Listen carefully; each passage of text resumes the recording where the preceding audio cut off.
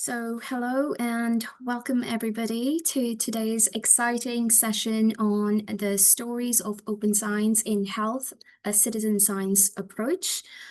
This event is organized by the European Citizen Science Project, which is an EU-funded project, and the MCAA, which is the Marie Curie Alumni Association, is collaborating with Science for Change and Université Paris Cité and Learning Planet Institute for this specific event. Today's hosts include myself. I am Pooja Khurana. I am the Career Development Manager and ECS Project Officer based at MCAA. And then Mireia and Claire, please feel free to introduce yourselves. Well, I'm Mireia Ross. I'm Health and Social Specialist at Science for Change, also working at the ECS project with these two really beautiful people. I work boosting inclusion and diversity, mainstreaming citizen science across communities, stakeholder and research fields, and yeah, in general, boosting inclusivity across citizen science. My name is Claire Montanari. I work as a project manager for the ECS project, and I'm part of Université Paris Cité and Learning Planet Institute. And I'm also lucky to work with Pooja and Mireia on this project. Thank you, Mireia and Claire. So today's session is broken down to different legs or tasks. First of all, we'll be starting with a welcome and setting the stage, where we will be briefing everybody about the concepts of citizen science and open science. Then we'll be focusing on open science in terms of health and how it relates to health sciences. And then we'll be delving into data handling and ethics. After that, we will be focusing on gender-based studies, which is project-specific presentations. We will pause for question answers from the participants after this section, and then we will have a 5-minute break. And after that, we will be focusing on citizen scientist stories. So these are stories based on personal experiences of scientists who have worked on citizen science projects. And then we'll be opening the floor for an open dialogue between the participants, the researchers, citizen scientists, and also project coordinators who are on this call. And then we'll be closing with closing remarks. So today's session, it has been inspired. It's been almost 3 to 4 months, I think, Mireia, that we've been working on organizing this particular event. It is a topic close to all of our hearts. We've been working on the ECS project for quite a few years, and open science and citizen science have very intricate relationship. And of course, when we want to think of what could be a challenging topic, there's no other topic than health equity or health inequity that exists in the society. So we really wanted to focus on the challenges that exist, that shouldn't exist, but have been always a part of our society. And how can we talk more about the issues? How can we discuss them and entangle them and understand citizens, understand the science behind it and how everything has been handling, how to improve and so on. So today we'll be opening with, as mentioned earlier, Claire will be talking more about what is citizen science and open science. Then we move on to Teresa, who will be focusing on the open science and health, the challenges and opportunities that exist. And then Gefion will be talking more about data and ethics with a focus on health data.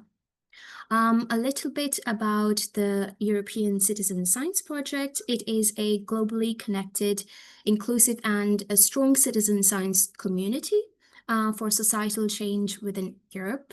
It has had a huge impact across the globe as well, because many of our network researchers who are part of the network of researchers for citizen science come from all across the globe.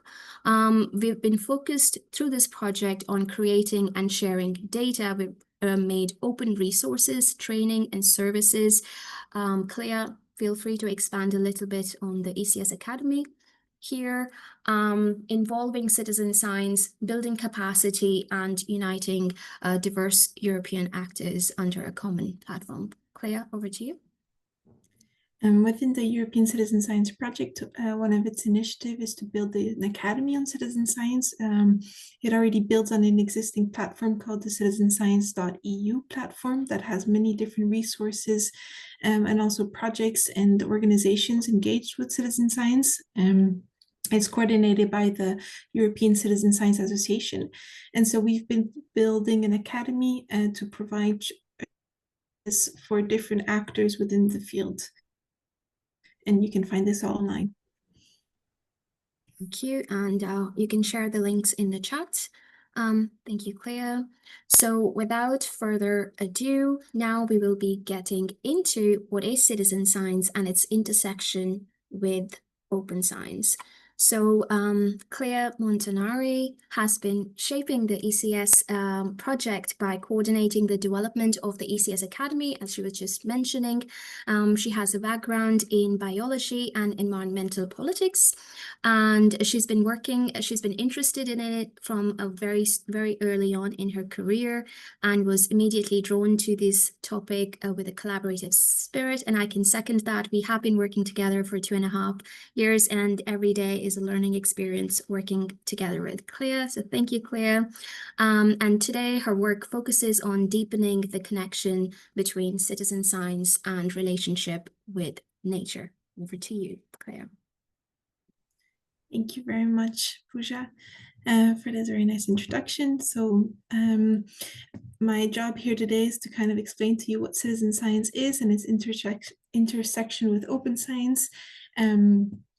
So I'm happy if you also give me benefit of the doubt, and if you'll hear from many other speakers that have a lot of experience in open science, citizen science. So I think it will just be enriching those conversations. So what is citizen science? It's a research method, we can say. I mean, it is one, and I'm explaining it as one, but also mentioning that it's a way for non-accredited researchers to participate in citizen science. By non-accredited researchers, it can be any citizens, public, anyone that doesn't have this academic accredited kind of professional diploma to them to some extent. It's a collaboration between accredited and non-accredited researchers in one, multiple, or all stages of the research process. So this can be formulating research questions, data collection, data analysis and interpretation, and dissemination of results, for example. And it can also be led as a result of a community need and interest, but it can also be led just by a researcher who uses citizen science to help them do their research. And it can be also led to integrate different forms of knowledge. I wanted to give you kind of this broad overview of what citizen science is, as there is around 33 definitions of citizen science. You can find it on the GitHub repository found on the slide.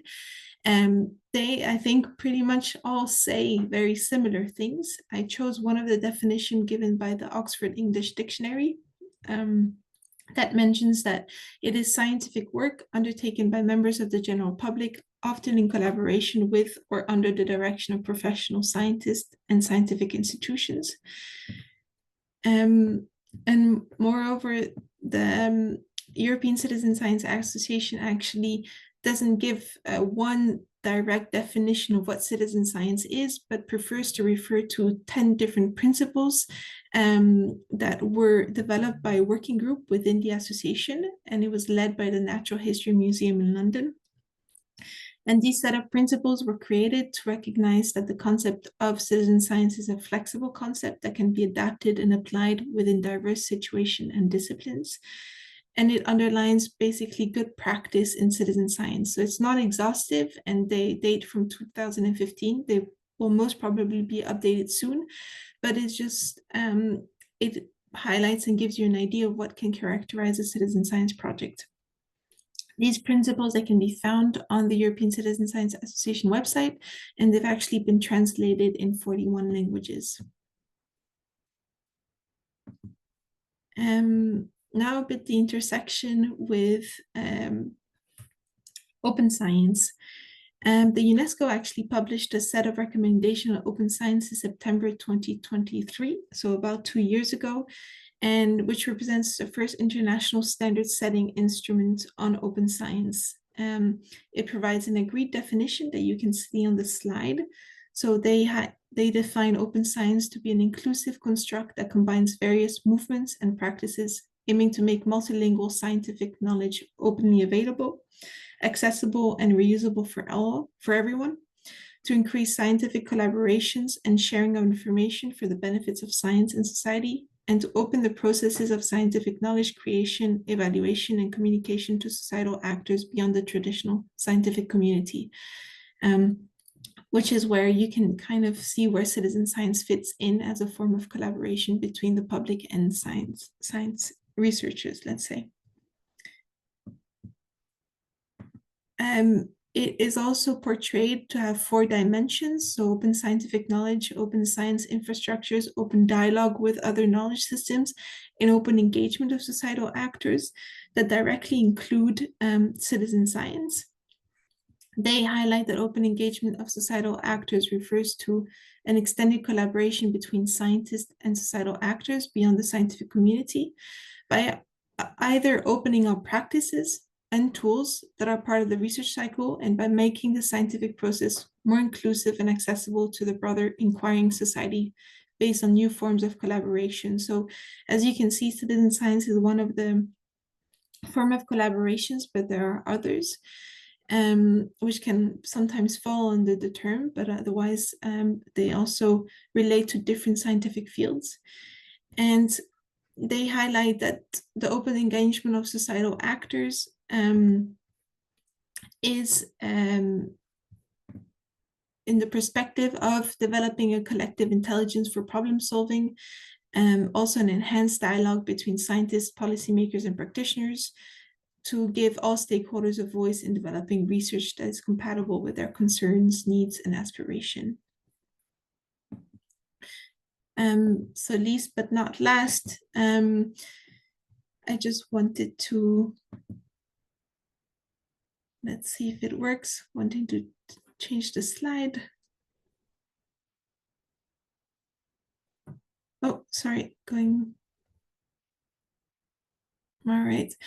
Highlighting a bit of now the similarities between the principles that of EXA and open science. So citizen science is a research practice which involves citizens in scientific endeavor to generate new knowledge or understanding. And also one of the 10 principles directly relates to a dimension of open science beyond the 4th one that was introduced, open engagement of societal actors, to the open scientific knowledge by the, for example, open access, mentioning that citizen science project data and metadata are made publicly available, and where possible, results are published in an open access format.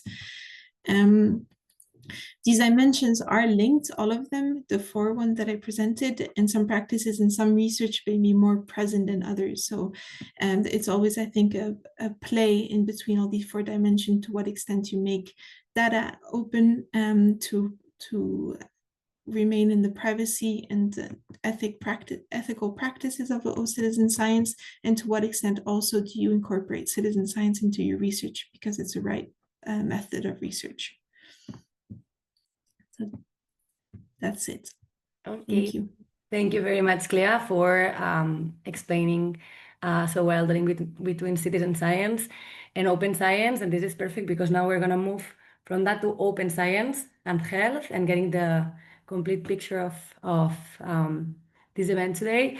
And in order to do that, we have today Dr.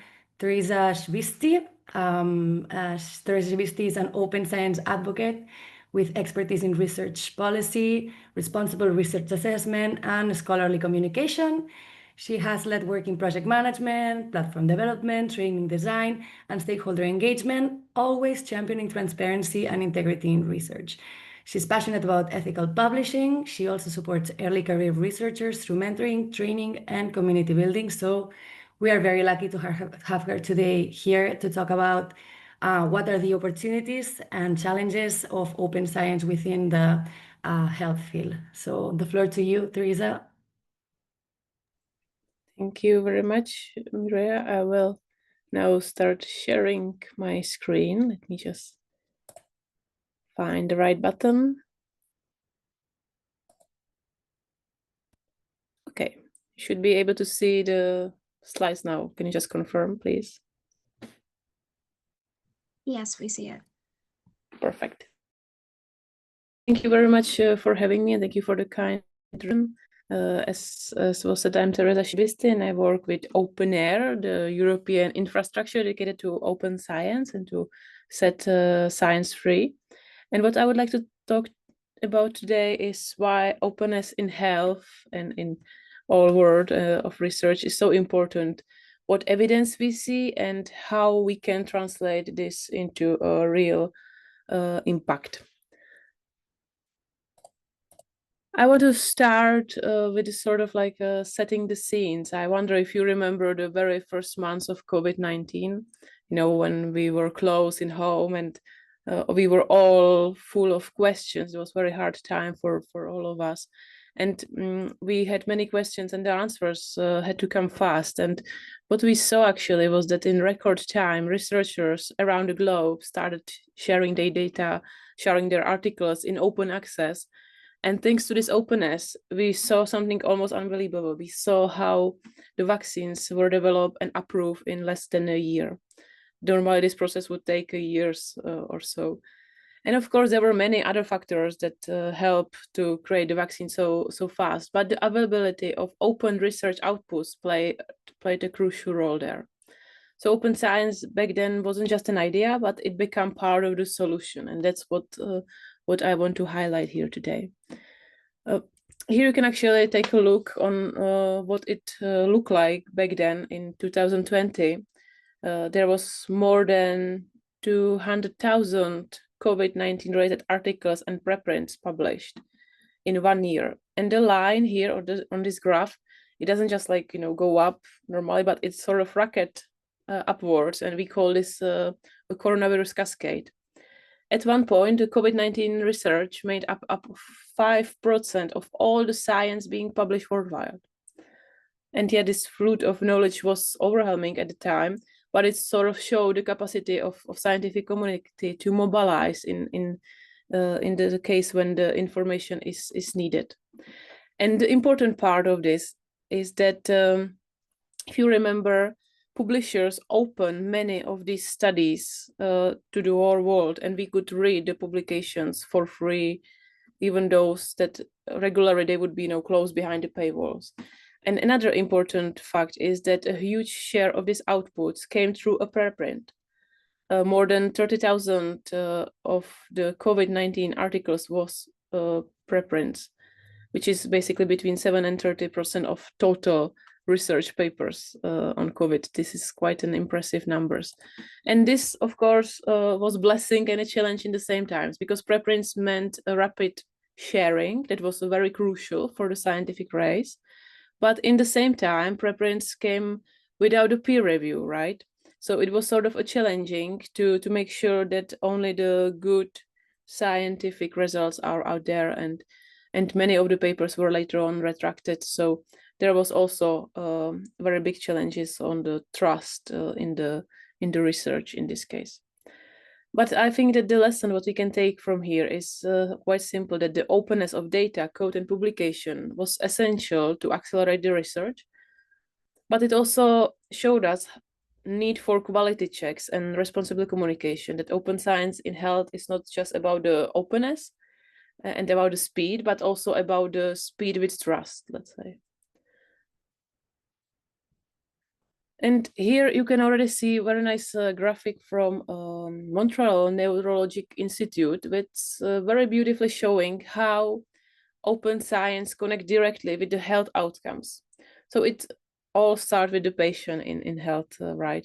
So at the beginning, there are some samples from the patients what are collected through some transparent and some informed consent.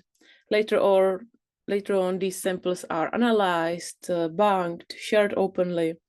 And once shared, researchers around the world, companies around the world can reuse them to validate the results, to come up with new ideas, or maybe to improve the existing studies. And industry and pharma can build on this and developing new therapies, new drugs. And then the cycle comes to the end, and that's the time when the patients get access to better treatments. And that's the goal of open science in health, to change the life for better. And importantly, this cycle also addresses some other hot topic in medicine today. And one of them is, for example, the reproducibility, right? There's too many studies in medicine or in psychology that cannot be repeated, that cannot be reproduced because, for example, their underlying data are not accessible, or because there are some mistakes in the codes and things like that. So basically, by opening up the data, code, methods, open science can strengthen trust and makes research more reliable, more reproducible. And it also speaks to the other challenges that you can see on the slide. For example, the transparency in clinic trials involving patients as active partners in the process, or ensuring the equity of access that was also mentioned here. So all these areas is where openness can make a real difference, because it helps us to transparently share what we are working for. And let me now share a concrete example of how this can work in practice. This example comes from a project that I was honored to be part of. The project was called Pathos. It just end now in August. And what we did in Pathos was that we tried to study the impact of open science from the input to the output. And one of the things that we did was that we look at the UniProt, one of the largest protein database. And UniProt is basically openly accessible. It's quite heavily curated, but it's very well used in academia and in industrial research as well. And basically, I would like to show you now how the impact of open science look in practice. So I will play you a short video where it's explained how this UniProt protein database, openly accessible database, can help enhance the medical practice. So let me play the video. Open science has the potential to accelerate research. But how can we measure its impact in a rigorous, systematic way? With Pathos, we designed a cost-benefit analysis framework to understand the true value of open science, assessing its costs and benefits and comparing them with a scenario where open science doesn't exist. We applied this framework to measure the value of UniProt, a global open science infrastructure that integrates 4 core databases providing standardized, curated protein data, continuously updated, community-enhanced, and cross-referenced for research worldwide. UniProt supports life science researchers across academia and industry, with most users based in North America, Europe, and Asia. It is widely used in bioinformatics, biomedical technology, and pharma. The analysis estimated both the costs and benefits associated with UniProt. On the cost side, both costs incurred by providers and users were considered. On the benefit side, users experienced several efficiency gains. UniProt helps avoid redundant work, save time in accessing data, conduct research, and reduce data creation costs. The estimated annual cost of UniProt is approximately €14.6 million, with over 70% of this budget dedicated to expert human curation. Researchers save up to 300 hours per year, translating into an estimated value of €373 to €565 million annually. Overall, the benefits of UniProt far exceed its costs. Our analysis went beyond measuring costs and benefits, capturing longer-term effects such as knowledge creation.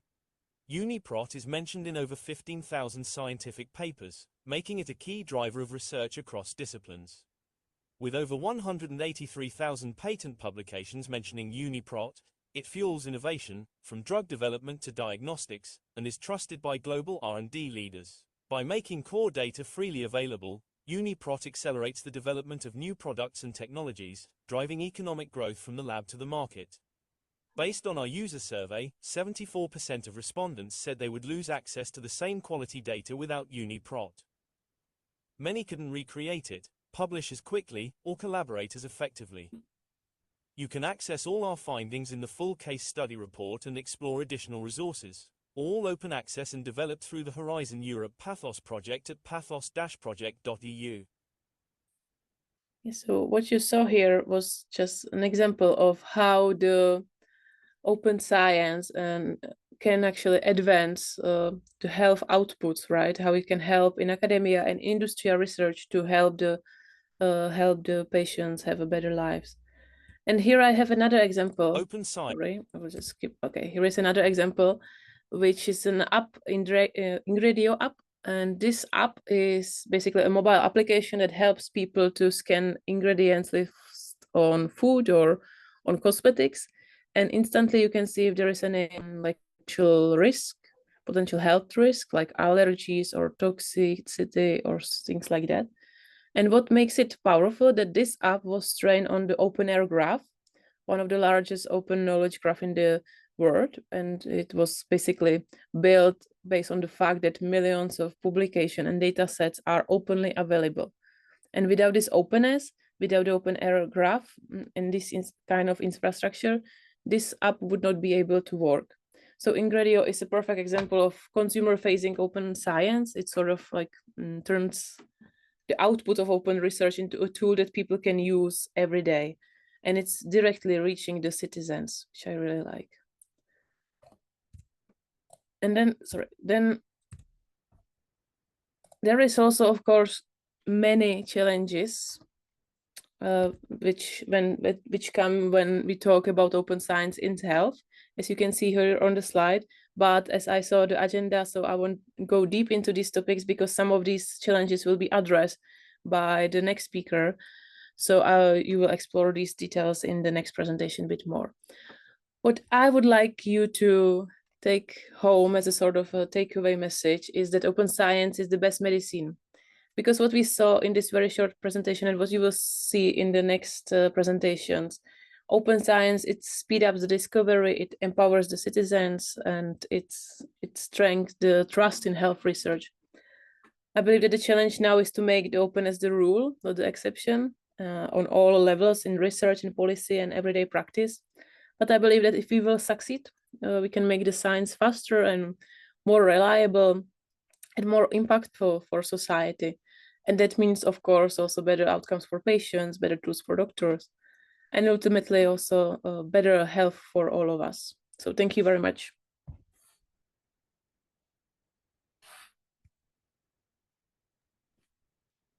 Thank you, Teresa. I'm going to share my screen again now.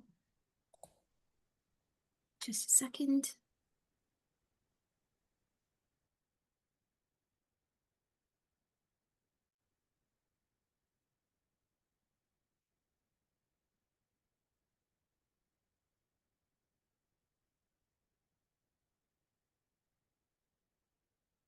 Right. So thank you so much, Teresa. That was a brilliant presentation. And yes, open science is the best medicine. And with that comes the responsibility to handle the data that is collected within open science, especially in regards to health, carefully and with ethical processes. And to discuss more about that, we have Dr. Gefyon Thurmer, who is a research fellow at King's College London. She's the technical coordinator at Impetus Project, which is a Horizon Europe coordination and support action that provides resources, support, and recognition for participatory research initiatives across Europe. She holds a PhD in web science, and we did our PhD from the same university, which is University of Southampton, which we learned just a month ago. And her research is interdisciplinary, of course, and focuses on the intersection of people, data, technology, all the important stuff, and specifically in the areas of citizen science, data governance, use, and ethics. Over to you, Gefyon. Happy to have you here. Thank you very much. Right, so I'm not going to focus all that much on specifically health data, but some of the work that I've done over the last couple of years on how citizen science data is collected, governed, shared, and what happens with those data.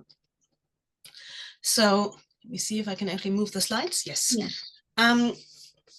So let me start by looking a little bit at data management. This is some work that we've done that we've published 2 years ago, but it's still very current, which showed that the way that citizen science initiatives, by and large, manage and share their data is very much focused not so much on citizen scientists, but on scientists.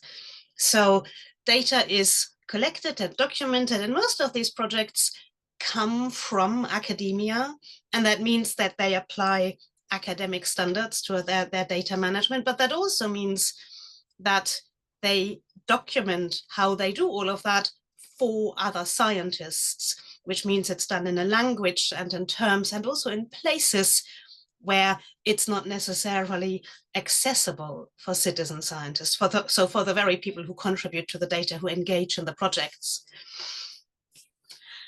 Much of the data processes are not documented properly at all.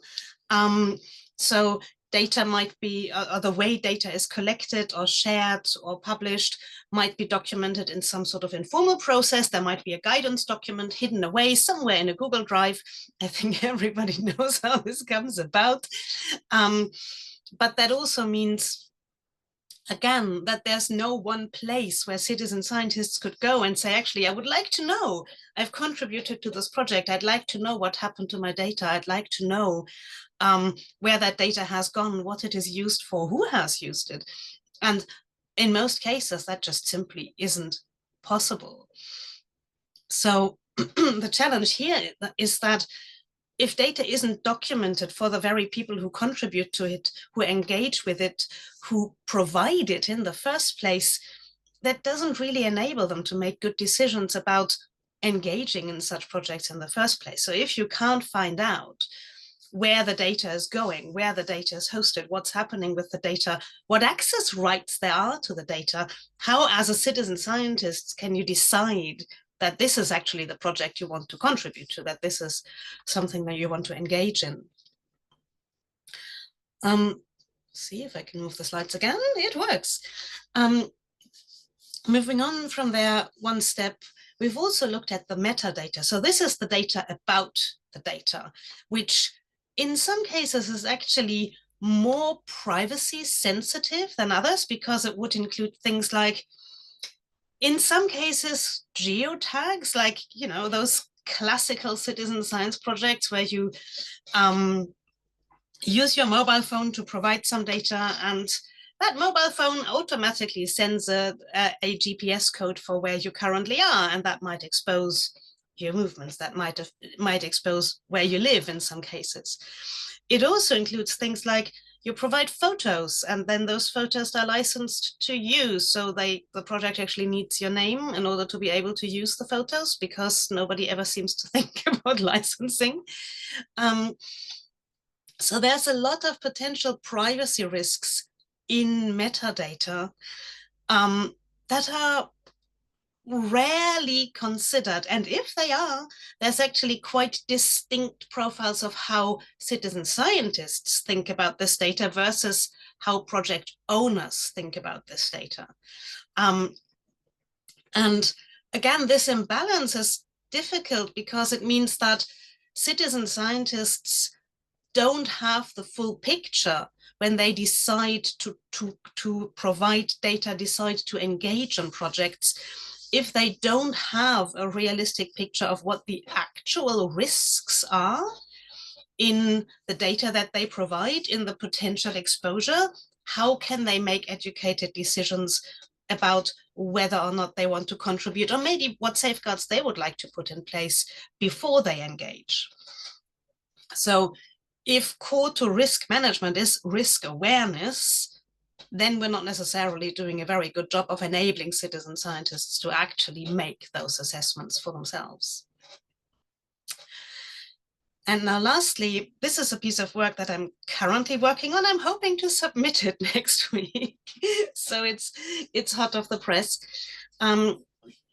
We've looked at, with some colleagues at King's, how citizen science projects actually publish their data. And we found that most of them publish, but most of them publish only on their own website. And again, that is problematic, looking at what we've just heard about open science, because if I, as a researcher, look for some data about a health issue, I'm probably not going to start by Googling for individual project websites. in order to find reliable data. I'm probably going to look at the big portals. I'm probably going to look at publications.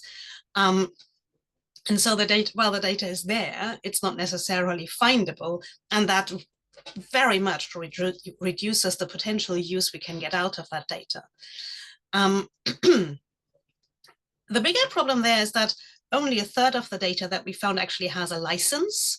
So while the data is available on the website, or even if it is available on the website, if the website doesn't state this data can be used for X, Y, Z, or this data has a specific license attached to it that allows for its use, that basically means that nobody can do anything with that data legally because it's just plainly not allowed, and you might run into issues if you try and do that. Now, that is problematic for open science, that is problematic for science in general, but then there's also some things that we've identified that make this more complicated, especially for citizen science. One of the big reasons for projects to actively not publish data, so not just publish data and badly, but not decide not to publish data, is that some of the data might put communities at risk. And we've seen that in some instances where, you know, the community is too small, it might be possible to identify people, it would be a privacy exposure. And so there's an active decision not to do that. There's also a big context around data justice, where communities say, we have this data, we've collected this data, we would like for there to be research with it, we would like for it to be useful. But on the other hand, we don't have the resources to make that happen. And there's a fear that, and sometimes a justified fear, that if the data is made open and published, that others would be able to take that data and run away with it and do things with it, but that there would be no benefit that actually goes back to the very people who created the data and who provided it. So if there is no exchange, then the decision might be it's actually better for the community to not publish, because there would be no way of actually safeguarding.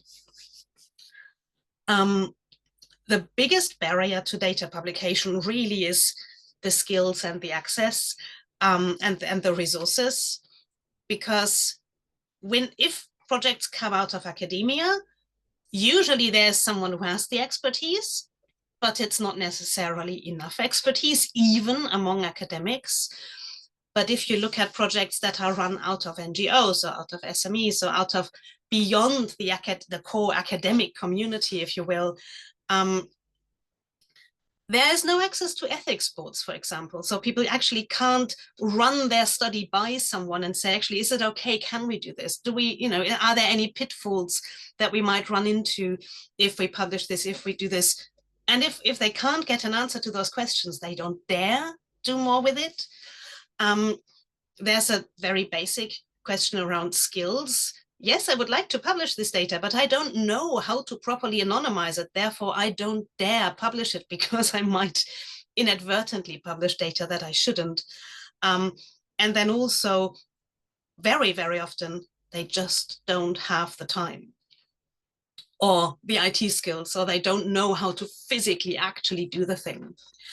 And so while most of the people we spoke to and everyone that we found is really very much keen on data being open and published and useful for the communities, there's just still so many barriers that make that a lot harder than it would need to be.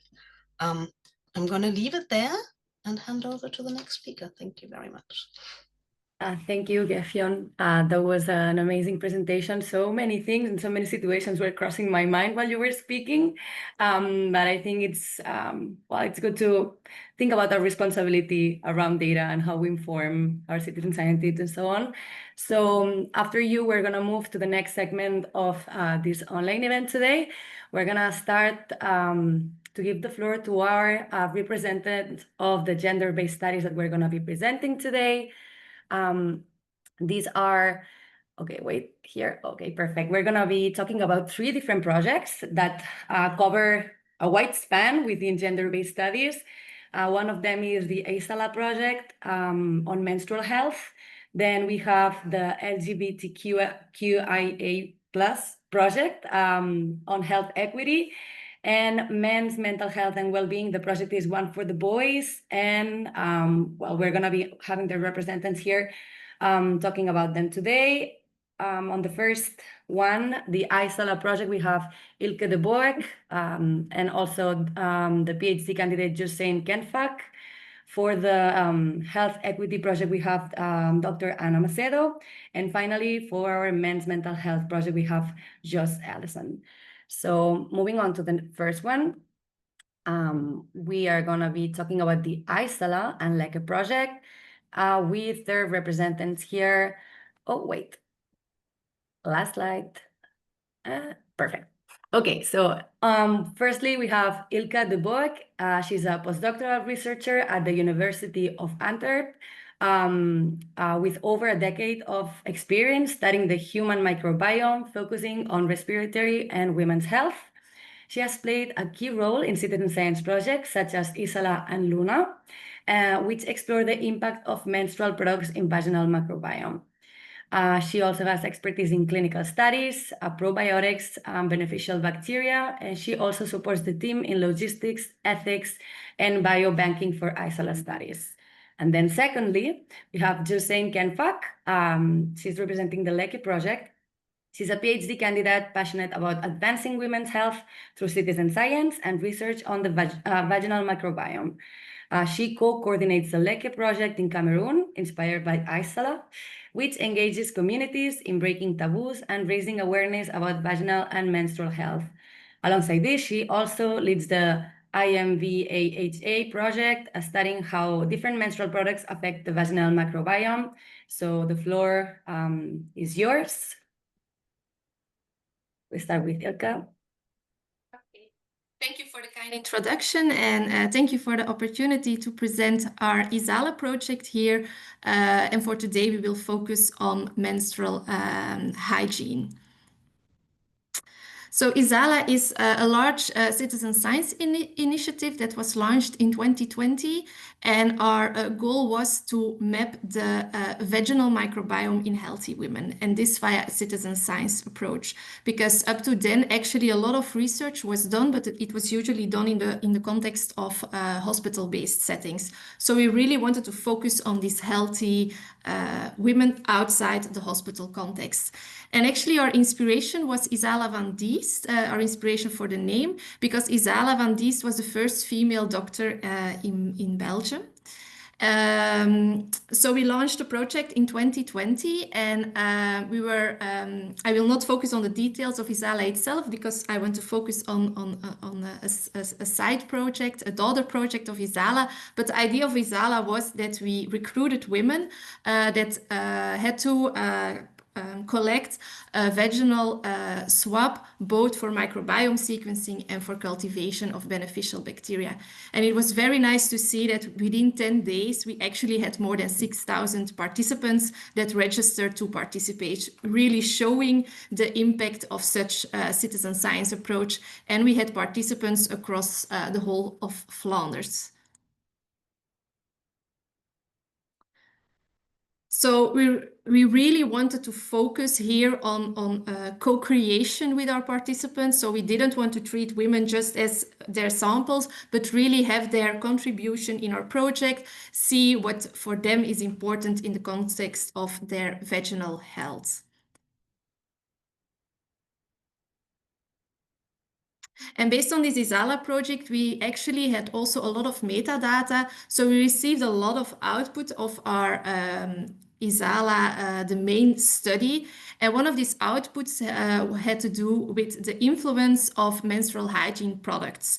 And this actually led to a daughter project of ISALA called the Luna project, because we found an association between certain vaginal bacterial taxa and the use of menstrual hygiene products. And the PhD candidate in our team that is really the dedicated person behind this project is Leonora. Unfortunately, she couldn't present herself today, so I will represent her, but she did really an amazing job for this Luna project. So very briefly, we had actually more than 7,000 registrations as well for this trial. More than 600 women filled in a big survey, and in the end, 100 women were selected for this study, where we asked them actually quite a lot, because they had to wear 5 different menstrual hygiene products across a period of 5 menstruations. And then they also donated vaginal and vulva swabs, and filled in a lot of questionnaires on their vaginal health. So, and I think this is a very cool slide for our team, because it was dedication on all levels. You can see here, for instance, the boxes. Our whole floor was filled with boxes for this Luna project. Participants received a box each month, and then they also had these nice calendars where they could mark when they had their periods. We also gave them tote bags where they could find some nice gadgets, for instance, a drink bottle. Here you can see, this is really cool that we received such pictures, but this is a participant that went on a vacation, and then she took the ISALA tote bag with her, and then she shared it with us. So this is really nice to see. This is a picture in the lab where we analyze or process the samples that we receive. The participants also received this backpack, because they had to bring the samples to our lab in cooled conditions. And then this is also nice. We received a picture after the study was finished. The boxes are still used for the pets at home.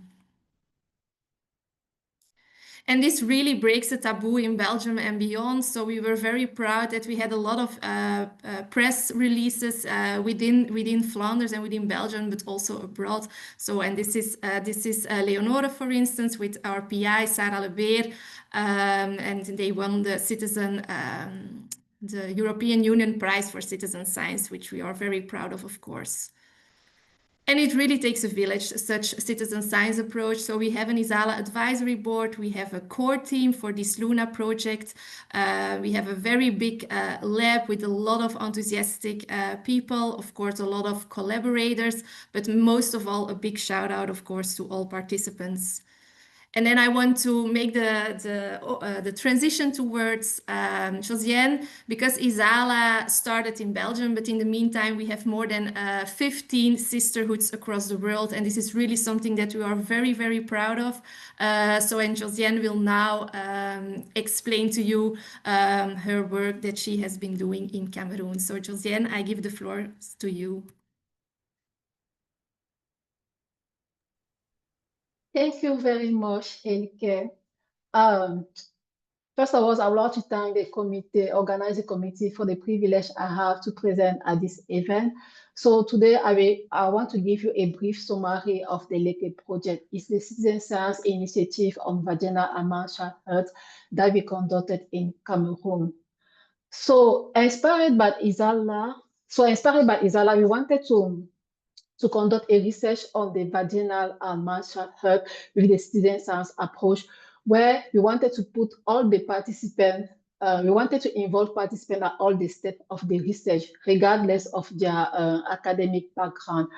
And we wanted to also to consider participants as an ambassador, like they will positively impact their community, because you know, in some community, even if today we have social media, the communication is we communicate by transmission. Like the information I have, I share this information with my related, and they will do like that. And this transmission communication is also really important when we talk about some intimate topic like vaginal and menstrual health. And our also approach was to involve, as I say, participants at all the steps of the research. Like they will not only give their samples, they will also involve in sample processing. They will also receive results of the sample, and we also discuss about that. And one thing that we also want to do is that I wanted to break the taboo about vaginal and menstrual health. They are topics that are important, but they are still a taboo, and people are ashamed to discuss on that. And one thing that was also very important for us was to involve men in the discussion, because we know in some society, the information that women have is not enough. You need also to put the men at the same information, because at a certain point, the way the society is, women need to have authorization of the men to take the decision, and we can't change that. Maybe they're the way that they are living. So it's important to also involve men, and that. And also we wanted to make men like they say, okay, vagina and menstrual is not only a women topic, it's also, it concerns everyone. So we wanted also to do that, and to achieve our objective. As I say, we conducted a study in Cameroon. We chose to conduct a study in 2 different areas, in the rural area and the urban area. And for each area, you have a different approach because it was a different context, it was a different cultural society, you have a different approach. But in general, we first begin by recruiting participants, and the recruitment of participants was done on social media and women association group, and also it was by word of mouth. Like when we recruited participants, we encourage them to speak about the project with their relative, and if their relative wanted to participate, we involve them also in the project. So we also have one like a research part of the project that was the vaginal microbiome research, where participants receive sample kit to take their vaginal sample that we use to have an idea of the vaginal profile, and also to select beneficial bacteria. And to achieve this objective, we have to deliver the kit for each participant. And to deliver the kit in the urban area, we have to go to each participant home to give them the kit. But in the rural area, it was different. In the rural area, you have one. It was the hospital of the community. It was easy for us to do that. And then all the participants come to the community to receive their kit. And what I want to add there is that concerning the recruitment strategy in the rural area, it was different because in rural area, they work with what they call community agents. There are people that are really involved in the community though. So in that place, the recruitment strategy was done with this community agent. So they had to go to door by door. They had to also go to the churches, to the mosque, and to the market to talk about the project and to involve participants to come to the hospital. Then to achieve our objective, it was a nice objective, but we had to face some challenges. And among the challenges we have, it was the first challenges, it was to reach the village, because when we wanted to go to the rural area, it was very far from where we live. We had to take like 3 buses and a motorbike, and it was something like 24 hours of journey. And also we also have challenges with sample transportation, because we were in the place that sometimes they didn't have light, and have to find local method to conserve our samples and also to transport our samples. But despite all these challenges, the project was very impactful.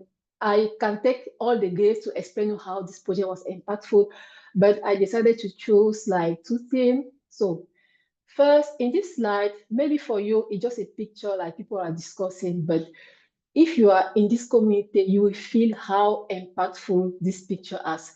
First of all, it was the first time that in this place, people, men, and particularly because it's a particular society, to see that men are gathered to speak about vaginal or menstrual health, a topic that is it was so a taboo. Like even in the family, it was difficult for people to talk openly about vaginal, but we did that openly, like with men. So I can't find the real word to explain that. And also, we were also very happy because like men was very interested. They wanted to know when we explained that how it's important and how their involvement is very important for the vaginal health.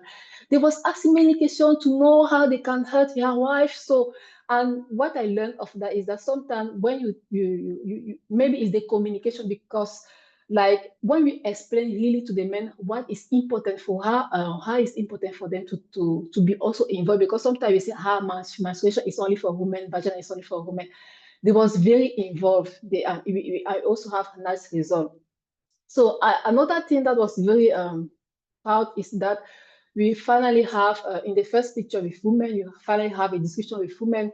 At the basic, we wanted to discuss only on vagina and menstrual health, but after, it was like women wanted to have this moment, this conversation. They just want to have this occasion, and we discussed about every topic, and it was very nice, and it's something that was very impactful for me. I think not only for me, for also women. And then in the last feature, it's very funny because like when we finished to do all our work, then I was supposed to return in the city, but I missed my boss and it was not possible for me to have another boss. I was like, how can I do? So I met this man. He didn't know me before. And in the bosses that you see, the green and the blue, they are samples. And I was like, I explained what I did in the village. He was so happy. He said, like, come in my bag. I will, I will, I will take you to the next village. It was very far. He did that for me. So I was so happy. And this is the project. So I would like first to thank of our team, because to have this project, we have to work with our community agent participant, our team in Cameroon, and also the support of the Sarah Libert Lab. Thank you very much for your kind attention. Thank you, Josiane. That was brilliant. It was really interesting. Also, thank you, Ilka. It's a very exciting project. I think I'm speaking for everyone. It's really cool to see how you're involving so many people, how you did so well with engagement. We know this is a challenge sometimes, but you hit the spot and you got people interested, not only women, but also men, which, okay, they don't menstruate, but make up for 50% of the population. So good, they are involved. And well, also how you are fighting against taboo. So, well, congratulations on that. We're going to have more time to talk about your project and also opening the floor for the people that are attending the event, so they can also ask you whatever is coming to their mind. And now we're going to move on to the project with Ana Macedo. We're going to be talking now. Okay, wait, this is moving or not? Okay,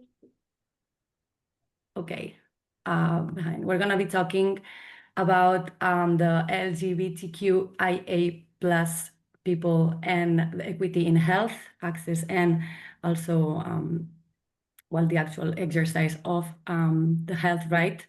So now she's going to be presenting the results, but first we're going to present Ana Macedo.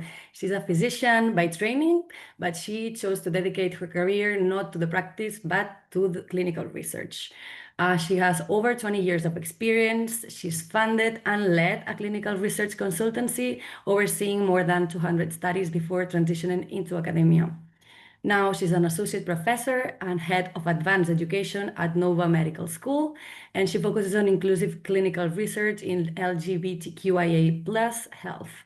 Her lived experiences as woman, wife, and mother of 5 inspire her commitment to diversity, equity, and inclusion, a mission she advances as president of the DEI committee at NMS. So the floor is yours, Ana. So thank you very much. It's a real pleasure to be here today to present this project and to discuss a little bit about all these issues of gender study, of gender in health. So in first place, I will present you a study developed in the scope of Impetus. The study is in 2023. And our objective at the time was to think a little bit how we can promote equity in health for the queer community, for LGBTQIA plus people. And we start by doing that, looking for ourselves. I was at the time at Algarve, at the university in Portugal, in South. Now I'm in Lisbon, and I just explain later on how to translate these kind of projects from one university to another, from one community to another.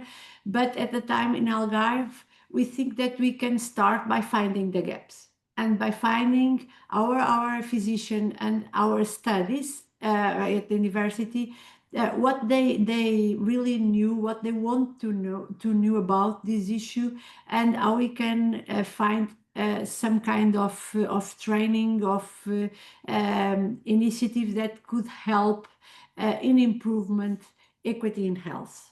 So the first thing was to define what we are talking about when we talk about equity in health or in queer community health.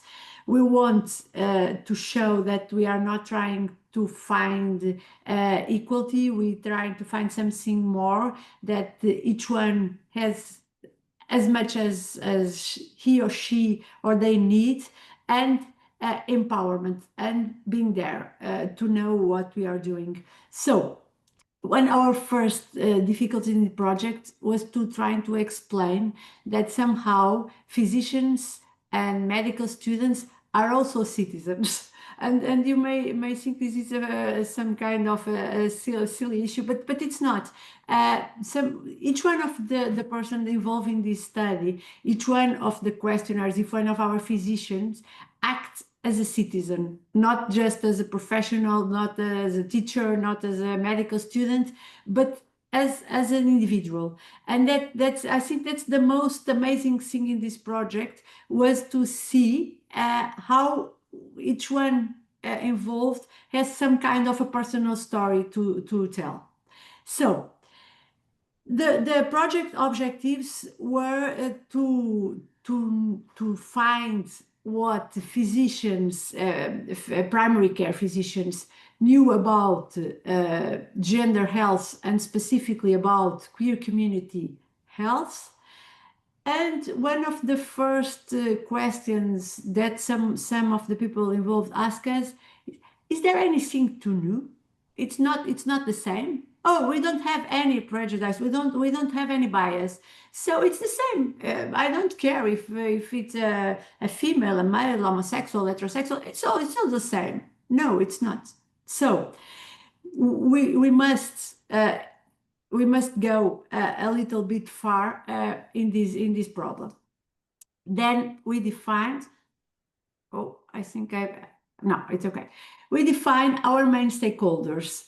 And our stakeholders were all health professionals at Algarve, but also the municipalities, because we need some kind of permission to go to the hospital, but to go to the family medicine posts across Algarve and make questionnaires and etc. Algarve University, because we need the support of ethical commission, and the ethical commission is inside Algarve University.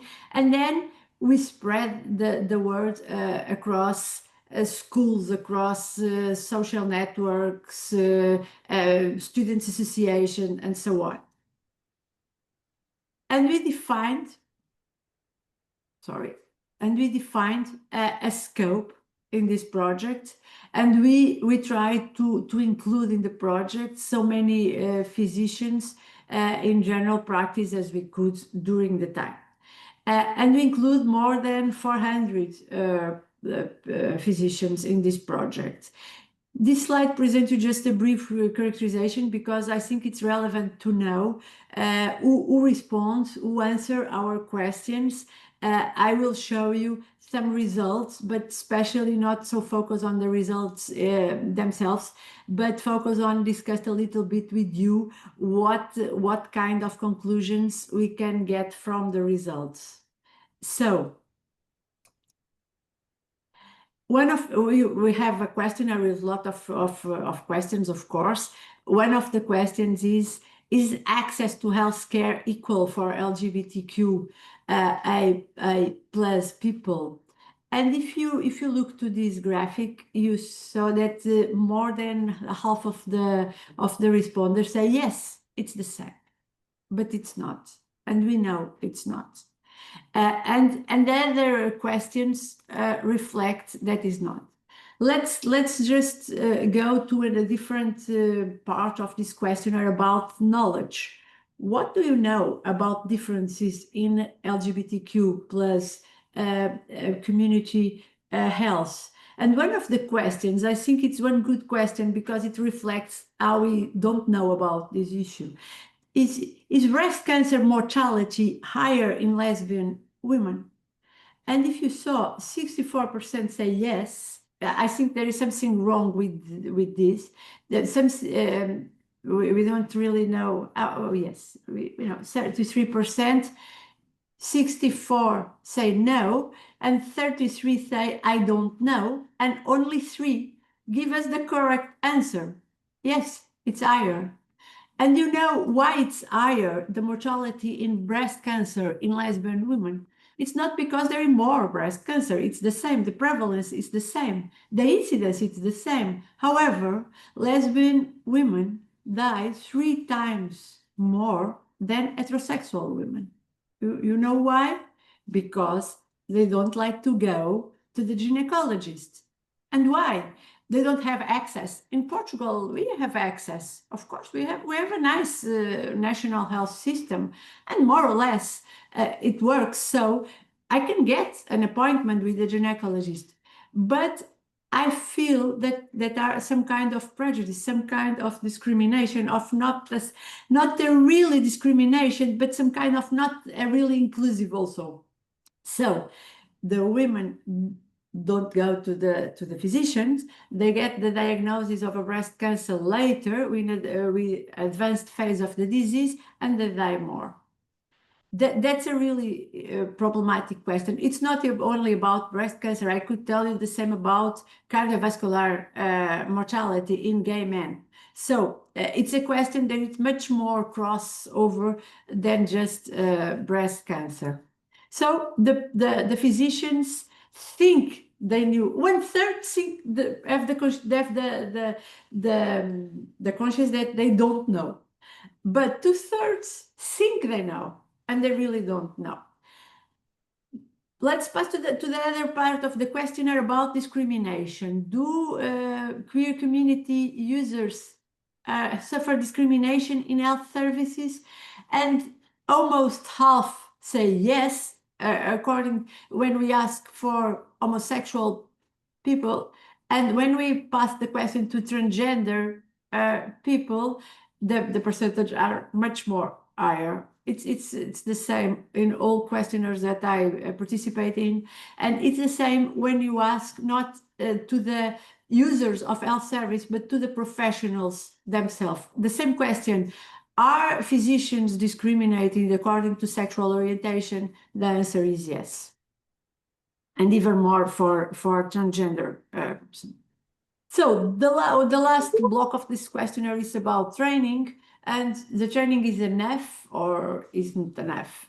And most of the responders say it's not enough.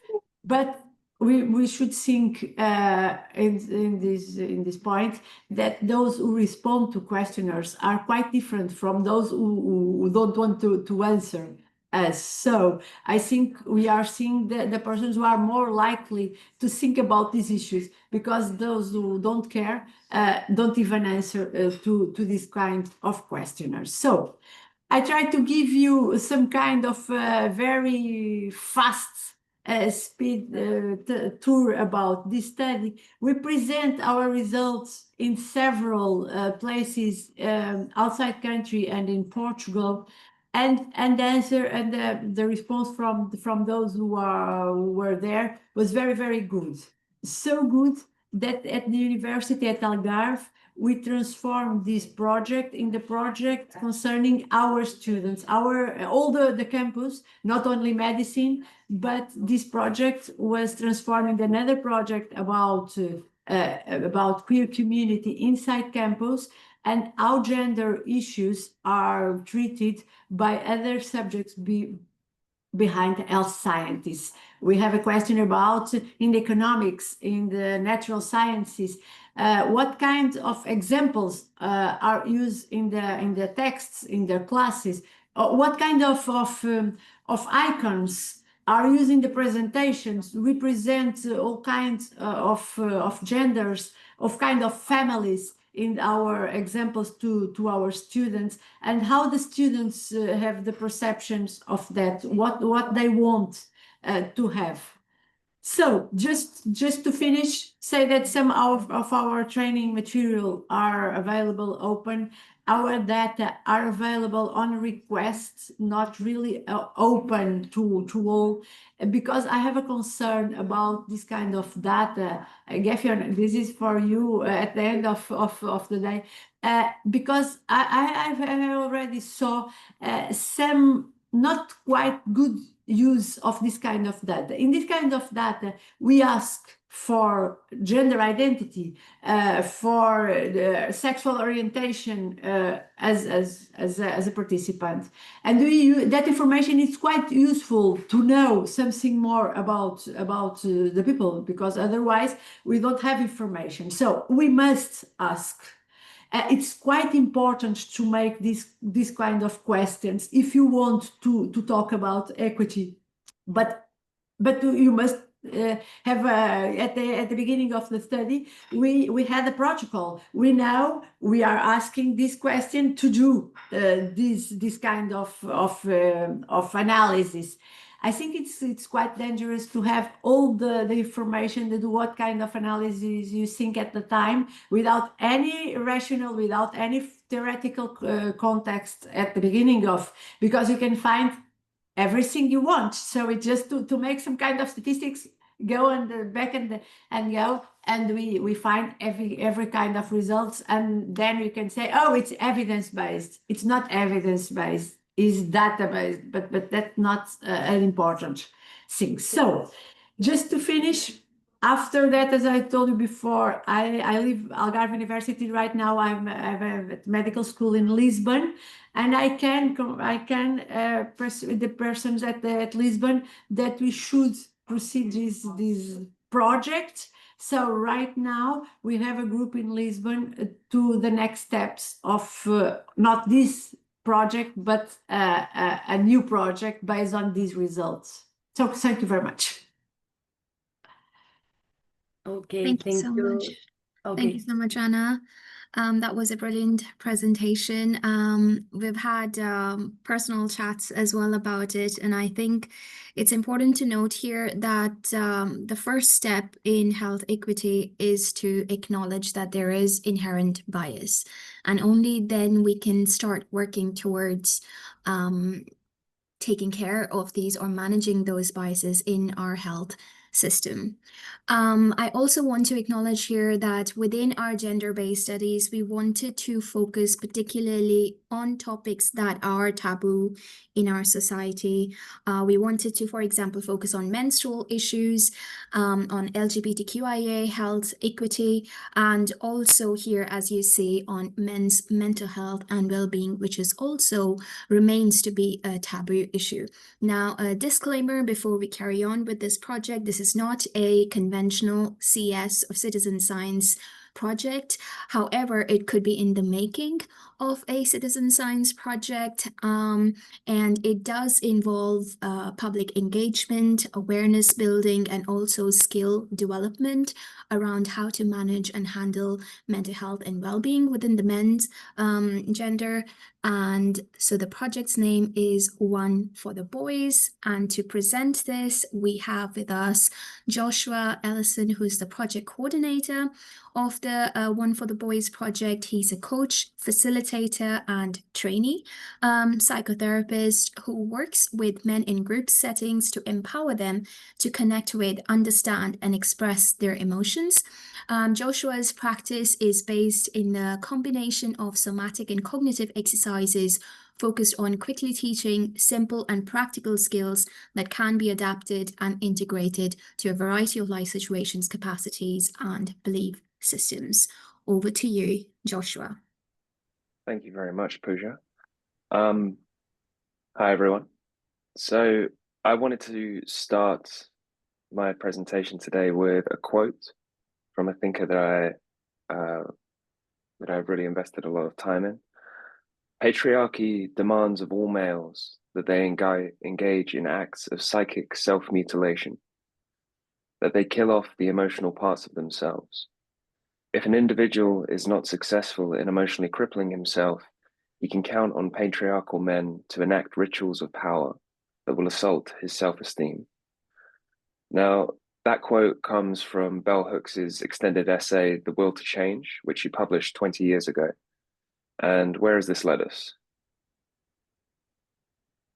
Suicide is now the leading cause of death for men under 50.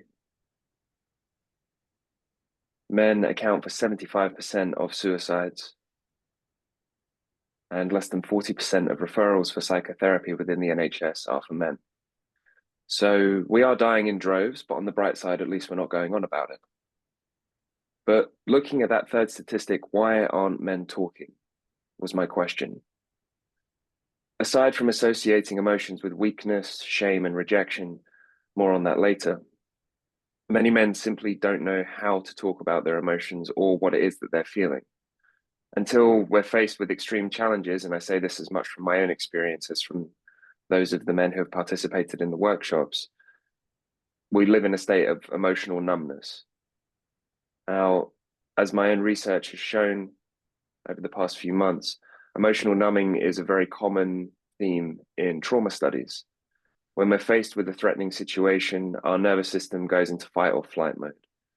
The problem is, if we're in a situation that we can neither directly combat nor flee from, then we still have that adrenaline, that cortisol flooding our bodies, and it needs to go into something. And what it goes into is disassociation, which is a way for our brains to take our conscious awareness away from what it is that we're experiencing, because it is too intolerable, uncomfortable, or painful to go through. So again, going back to Bell Hooks' quote, patriarchal dynamics don't just create these threatening situations, they ritualize them, insisting that they're essential experiences for boys to enter the fraternity of manhood. And their success, the success of those boys, is measured by how quickly they're able to learn how to dissociate from their experience. And through isolation, mockery, hazing, coercion, and violence, boys and men are taught to ignore their emotional lives and to uphold the culture of shaming and exiling of those who refuse to. Hooks goes on to say in the same essay that without the language or capacity for vulnerable and loving connection, many men will learn to seek validation through hyper-competitive activities and through domination of others. I'm reminded of an expression that my father used to use a lot, which is, it's not enough just for you to win. Everybody else has to lose. And he used to say that without a hint of irony. And we can see this philosophy being played out in social media, in geopolitics, in business practices, finance, our treatment of the environment. The good news is that I think there is a solution, and I'm sad to say that the solution isn't smash the patriarchy. In fact, language like smash, kill, maim is exactly the kind of thing that the patriarchy is trying to sell to us. The solution I've found is offering these men who are cut off from their emotions a better alternative. It's offering them a way home to themselves, as I put it. A few months ago, I started hosting a workshop called One for the Boys. And the goal was to teach men practical and accessible skills for connecting with, understanding, and expressing their emotions. The two chief exercises I use are journaling and somatic experiencing. Now, when I say journaling, I don't mean scientific journals. I wish I did. I'm not that well qualified. No, it's the act of really recording one's thoughts, one's internal experience. And the beauty of this exercise, for anyone that's practiced it consistently, is that first of all, you start to develop a practice for expanding your own language and vocabulary for talking about your internal state. But second, and this is kind of a payoff that comes later on, is you start to develop quite a robust data set that you can then study retroactively to figure out your triggers, figure out what experiences you find challenging, perhaps why, the narratives behind them, patterns of behavior, and to track your progress.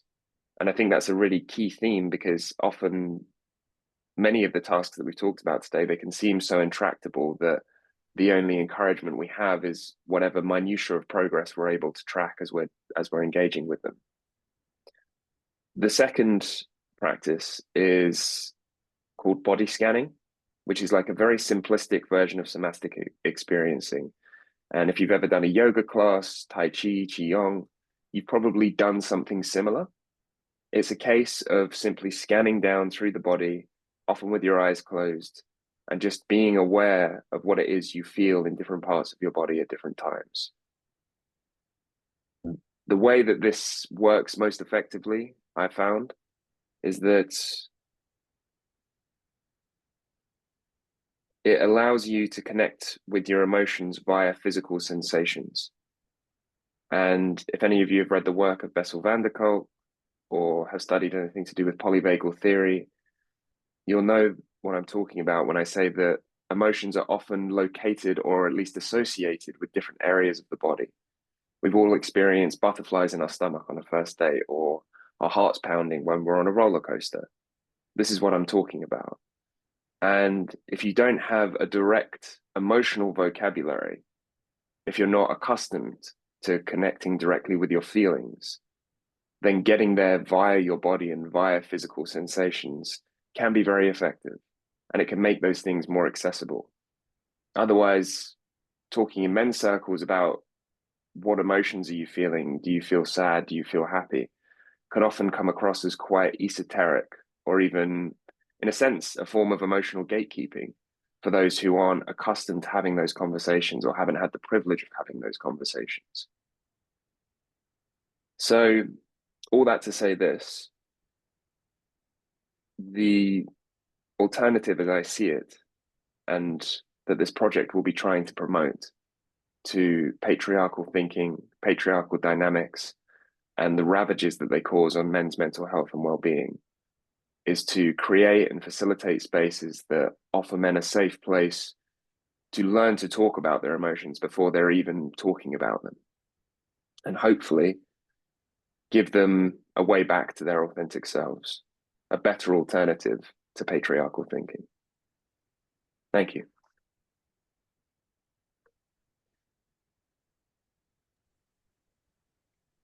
Thank you, Joshua. And thank you again for agreeing to join us on such short notice. We connected just a couple of days ago, and I do want to mention here the irony that you talked about. Although it is such an important topic, we as citizen science community really struggled to find CS project focusing on such important topics. And we might think emotional education and awareness isn't that important in today's hustle bustle, but as we were discussing in a private conversation, most of the powerful figures of the world, without mentioning any names, are damaging the planet, not only their countries, but are having an effect of science policy, environment, and we almost feel helpless as researchers, as scientists, as citizens. So it is so important to reconnect with our emotions, and it has a ripple effect not just on the male gender, but on society at large, because again, ironically, most of the positions in power continue to be held by men, which is a topic for another discussion, probably. Now, I'm conscious of the time. We only have half an hour. So I am going to stop sharing my screen now and open the floor for the audience. I was seeing that there is a good engagement going on in the chat, so I welcome anybody who has questions to please open your mic and share your queries or comments to any of the speakers here. Thank you.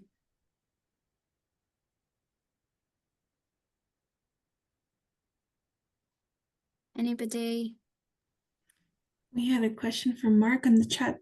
Sure. I guess that wasn't answered, but asking, are taxi journeys in support of women's health supported by the Ministry of Health in Cameroon? I think this goes to Jasmine. Josiane? Josiane, thank you. Sorry, Josiane. Please, can you repeat the question? Yeah, Mark was asking, are taxi journeys in support of women's health supported by the Ministry of Health in Cameroon? Maybe, Mark, you could also give a bit more context to the question of why you're asking it. Sure. Thank you, everyone. Thank you for these amazing presentations. So my name's Mark Herringer. I run the Global Health Sites Mapping Project. I've introduced the project up in the chat. And you know, the campaign method that we've established identifies emergency health user stories that are typical amongst rural populations, and often getting from your relatively inaccessible region to the medical services is facilitated through taxi journeys. And so I was interested to learn perhaps whether that need is supported by the government. Okay, so to manage our project, we it was not like, it was a research project, so it was not really managed by the government. And concerning the issue with transportation, it's a general issue in Cameroon and also in some region. We still have like some issue with like we don't have like good roads, so we have challenges to access to some places. So it was not specifically because of the project, it was just that the place that we chose to go and do our research, the locality face this issue with transportation. Okay, thank you. You're welcome.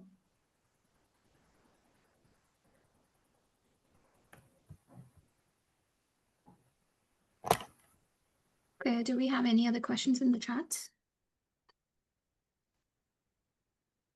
Not in the chat, but in the document.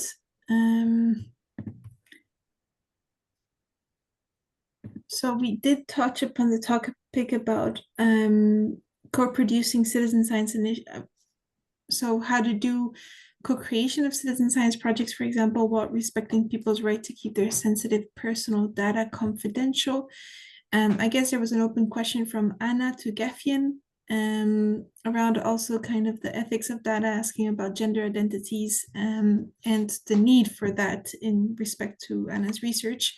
Maybe Geffian, you want to comment? Yes. I can try, yes. I think actually the answer to both of those, in my view, would be co-creation, right? Because the best way to make sure that the data that you collect is actually ethical and sensible and useful is to decide with the community what data you collect and what you collect it for. Like specifically, and what I really liked about Anna's work was that there was so much of that. And there's a difference between collecting all of the data and then just making it public versus collecting all of the data with the community and maybe saying, okay, maybe this piece of the data doesn't need to be published. Maybe we collect the data, but we actively decide to keep it internal and to use it for specific reasons. And the more you have community buy-in for what data you collect and why you collect it and what it is used for, the better your data will actually be. The higher quality you will get, the more responses you will get, because people actually know what it is about and what it is useful for. And I've seen some examples in the past where projects decided up front that this data was never going to be public because it was perceived as a danger or because it was perceived as actually this might expose people to things that they don't want to be exposed to. There's maybe a privacy risk, or there's maybe just a risk that the data might be abused by people who you don't want to use it. That doesn't mean it's not valuable to still collect it and that you couldn't still be doing something with it. So the best examples that I've seen were really about developing, co-creating the very shape of the data that you need and fitting it to, with the community, what is it that you actually want to get out of this? Why are you doing this in the first place? And then having protocols that align with that. And that also comes down to things like consent, of like data collection consent, consent to whether or not the data is published, all of those things. So deciding with the community what data you need, what you use it for, and where it will go, I think is the answer in both cases. Thank you, Geffian. I'm oftentimes in the citizen science world, when we're talking about data, we're given some of the CARE principles or the FAIR principles. I don't know if you would have any kind of set of guidelines, Geffian, to share with us in relation to how to ethically use and manage data. Not quite yet, but ask me again in a couple of months. We have some guidance in the toolkit that we developed in the action project. I'm just going to link that in the chat. That has a little bit about research ethics and how to do this well, but we are currently with the Impetus project, looking at revising that whole thing and republishing it, and that will include a good deal more about that. And also a lot of the work that we've done in this space has happened after this was published, so that will now be updated and included in the next couple of months. That's amazing. Thank you very much, Gefi. And take the opportunity also to share the CARE principles that were developed also in relation to Indigenous data and Indigenous knowledge. And there's a question in a document that we have more in relation to how do you communicate to your participants. And I know ISALA did an amazing job at communication with their participants, and that is also an essential part of giving back in the citizen science project. Maybe you could briefly talk to us a bit about this. Yeah, I think.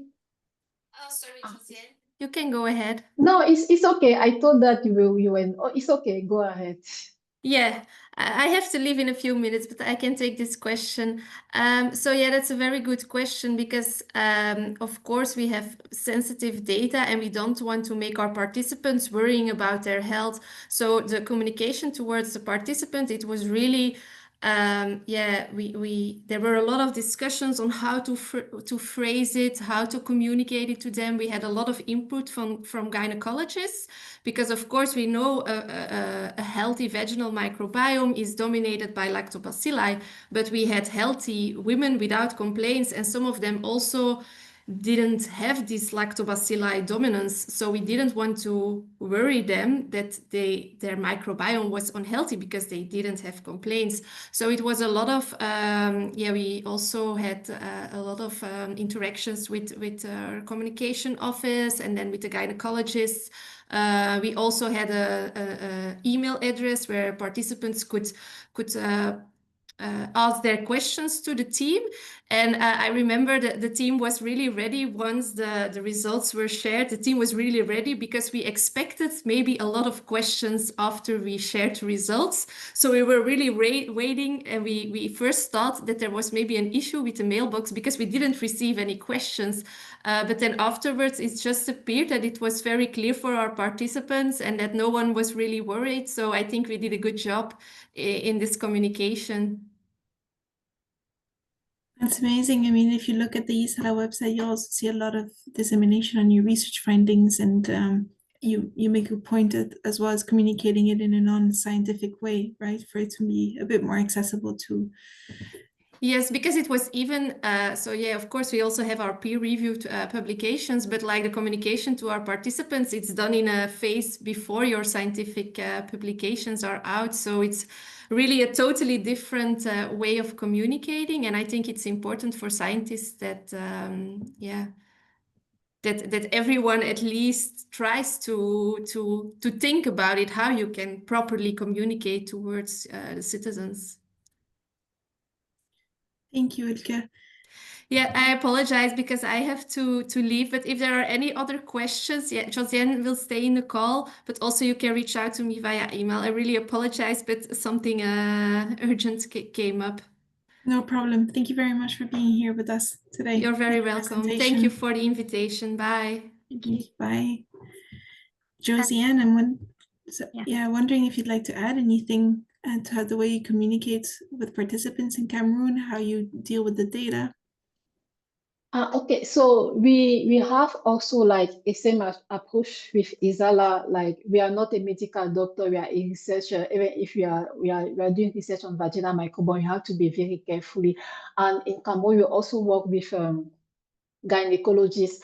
And our approach of communication to give the result was like, okay, when we have this first part, like what we call bacterial vaginosis, to know like which kind of bacteria, you know if you have bacterial vaginosis or not, and also to have a little idea of which kind of bacteria you have in your vagina. And then when you have the result of each participant, we discuss first with the gynecologist. I remember one time, because we've also worked with pregnant women, and we know that in the research, it is said that when you have bacterial vaginosis, it can be related to some pregnancy issue. So when I have this pregnant participant, I have result, and I saw that, hey, the bacterial vaginosis result is positive. So I go first to discuss it with the gynecologist, and I leave the the possibility of up to the gynecologist to explain the result to the woman. But in general, the presentation of result was just general. What we all know, like, okay, in your vagina, you have bacteria, and some bacteria can have this activity, and those other can have these activities. And we wanted to make women aware that we in healthy practices, because we noticed that we have like many misinformation on social media. To like some we noticed that some women say that we have to take like garlic, we have to take aloe vera. I don't know if you know, something that we use common in Cameroon, and you have to put that into your vagina, and we know that this is not good practice. So our communication was like mainly general of something that everyone, not everyone, but mainly of healthy practices, but not to focus on the medical aspect. Thank you very much, Josiane, for sharing this. We're bringing it back now to Pooja, who's going to introduce citizen science stories. Thank you, Claire. So today we also wanted to bring the personal aspect of working on citizen science projects. Unfortunately, we don't have the citizens who volunteered to participate in the projects because of logistical issues. Also, some people have poor internet connection where they come from, so it wasn't possible for them to join today. But our project representatives are here to talk about their personal experiences as citizens and the impact the projects have had on them. So we'll just carry on from the sequence of projects that were presented. Josiane, you, please be conscious of time. If you could stick to like maybe 5 minutes per project, that would be brilliant. So we'll go from Josiane, Anna, and then Joshua, if you have anything to add as well. Thank you. Okay, thank you again for giving me the floor. So I will briefly discuss about 4 points. First of all, I see how it's important to put the participant at the center of the research project. First, I will talk about the information. Like we did a project on vaginal health and menstrual health. As I said in my before, is that in social media, there are many misinformation. And in our project with community agent, we take time with each participant. I remember for some participants, I had to take like something like 30 minutes to explain them like good practices. I remember that one participant, she was a girl, I think she was something like 30 years old. She told me that she have to wash her vagina with soap. She told me that it's not possible for her not to do that, because first she had the information for her mother, and because her vagina is dirty, she needs to clean her. If she don't do that, the vagina is not good. Or we know that it's not a good practice. And with citizen science and the opportunity you have to discuss with participants, allow them to share the good information. Like when you explain her that this information, we know that we explain why, because it's not just to say we don't have to do that. You just have to explain that vagina is a color and that it's self-cleaning. So another point that was very important is the responsibility that you gave to each participant. As we say, it was not just like they give our samples. And with this second point, I saw how they was very involved and they was very happy to do the research. You know that in research, one point that is important is sampling. If I tell you, for example, to take your vaginal sample, and you go and take the nose or skin samples, all what I will do in the lab will be wrong. I will explain to the participant that we want that you take your vaginal health in your good hand. So you take responsibility on that. And for us, we first give you the information. And the second thing is that we want that you sample yourself. And when you sample yourself, you have to be aware that what I will have in the laboratory depend of what you give me. And this make participants that, okay, the fact that they will sample themselves, it's not just the sampling, but it's just to inform them that first you have the information, then you have to take your vaginal in your own hand. And this was regardless of their background. Even if they were educated, no, even if they were in the science aspect, no. All participants was following this process, and everything goes well. We take time to explain that and everything. I will give keep to them. They was very happy, and many was saying, I really like your project. Before, for some project, they just come and take my sample. They didn't inform me what they will do with my samples. They didn't give me result, and I was very happy.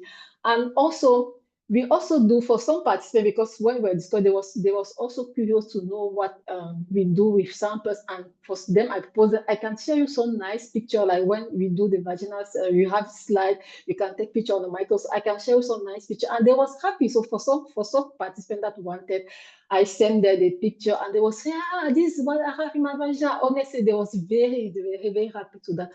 And also, as I explained, also the way that we share the result, that you say, okay, this is what, because it's also important to return to them to say, okay, you give our samples, that's what we have. And at that time, you have just preliminary result, because actually I'm still analyzing results. So the preliminary result was the result of the bacterial vaginosis, and we share that result with it was like in the medical context. So it was not like you just go the result, you don't give them the result like that. We have an equipe of communication, and we also medical doctor that help us to share the result briefly. And at the end of my presentation, for me, it's like the citizen science approach is something that is very important, because it impacts life of participants directly. You impact life of participants. You also have result at the scientific level. So it's all the circle, women, people are impact is something that is really important for me. So thank you very much for your kind attention. Thank you, Josiane. Over to you, Anna. So I can share with you, I cannot bring here today with us any of the citizens who are involved with our project, but I can share 2 or 3 histories that I think are useful for our reflection. One of the first one, it's quite important to me. It makes some sense and make me think about, is we performed at the time 3 focus group with citizens to discuss the results, to discuss the project, and what should we do with the results that we had at the time. And one of the person that were in the one of the focus group was a medical student, the last year medical student. He will be doctor in a few months. And he was telling about his personal perspective when he go to the hospital, and he said for the first time, and he has been my student the previous years, for the first time he said in that focus group, I'm gay. And when I go to the emergency room at the hospital, and I go there a few times last month, for a very simple disease. I don't even remember what kind of disease he had, but he went to the emergency room. I never say to anyone that I'm gay. But last time I went there, the physicians who attend me had a rainbow flag at the white coat. So for the first time, I expressed myself. I told that I was a gay man, and I was much more comfortable at the appointment. We are talking about right now he is a physician. At the time he was last year medical students, and he was at the project. He was involved. He was at the focus group, but beside all that, he needs to see some kind of safe space, of safe symbol, to feel comfortable to express that he is a gay man. So this information make me think how far we are from having safe space, even for those we consider to have some kind of privilege, like these students. Other thing in the same way was a girl who told me, "Oh, Anna, I discussed this project with some of my students at the time, and she was one of the students, and she told me, oh, we discussed this project at the time at Medical University. No one told us about difference in the equity in LGBTQ people health. So it's the first time. I am a gender fluid girl. I identify myself as a girl, but I never discussed with anyone, and I have lots of questions to make, but I don't know how to put it in any curricular unity or any workshop in our medical degree. So these kind of comments from people who were involved in the project put me thinking.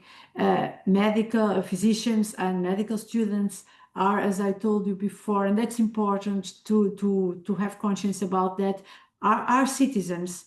And they have personal issues, but also they will have or already have the possibility to influence other, to give other a safety space. And if they don't know how to do it, if they don't even feel the confidence to do it themselves, how they can do to other. So from them, I assume that it's important to share some personal perspective. And I change my perspective. As we saw, I don't know if Paul put it in the presentation in the first slide. Right now, when I present myself, I put somewhere, I'm married with a woman, I'm a lesbian woman, I have kids. So you can ask me about how to be a physician and a university professor and be a lesbian woman and have kids and have a wife. So I change my perspective of split professional and personal life, as I did it for 20 years. And right now I put somewhere something that can create a safe environment, a safe space to others. So just to share with you some kind of personal change that came after this project. Thank you very much. Thank you, Anna. Lots to ask and discuss on this topic, but I'll give the floor to Joshua now, and if we have time, we'll discuss more. Joshua, would you like to add? Absolutely, Pooja. I'll keep it brief so that we have some more time for questions, and just share a short anecdote of the last workshop I ran, which was at a festival in Wales a few weeks ago. And it was good attendance. I think there were 8 or 9 men in attendance at the meeting. And the thing that really struck me is, while there was a lot of positive feedback at the workshop itself, what struck me was that throughout the course of the weekend at the festival, the number of people who hadn't attended the workshop who came up to me to talk about it because of the effect they'd seen on their partners, on their friends, on the people that they'd come to the festival with, and how, I guess, referencing what you were saying before, Pooja, about how sort of men in power without these emotional skills, their influence has a tendency to negatively trickle down, how providing a space for men can also have the reverse effect, and seeing that ripple effect play out in real time across that environment, how powerful that was for me. Yeah, I just wanted to add that anecdote, and now I'll defer the rest of the time for questions. Thank you. Thank you, Joshua. Audience, if you have any questions, please feel free to unmute yourself, open your cameras if you feel comfortable, and please ask any questions or share any experiences.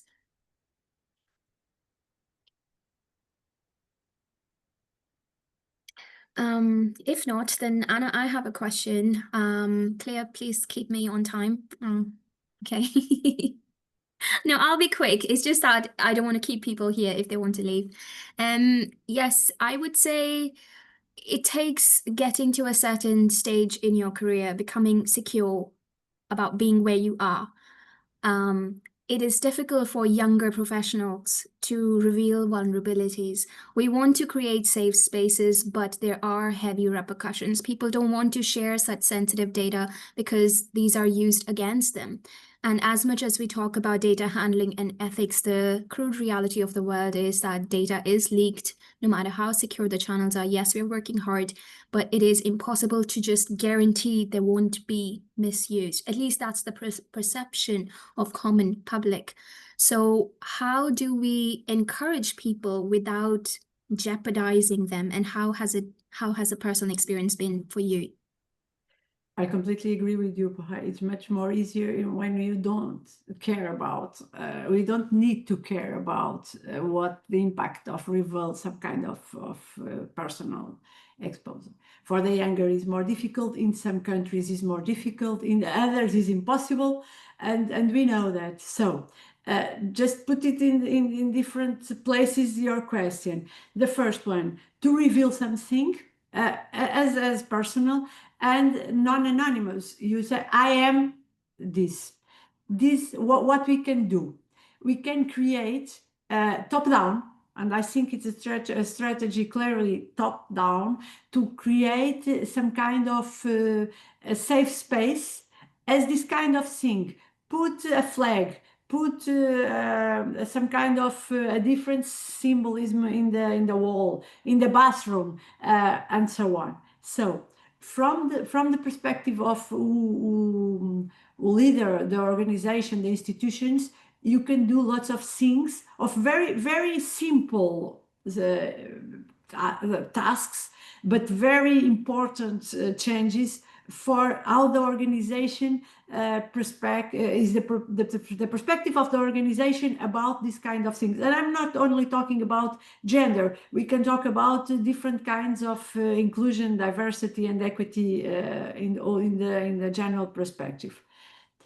This is put ourselves in front of the thing. Other thing you asked me, as I understand your question, is about data. And I think it's important to have just 1 minute to discuss data, what we should ask, what we should not ask.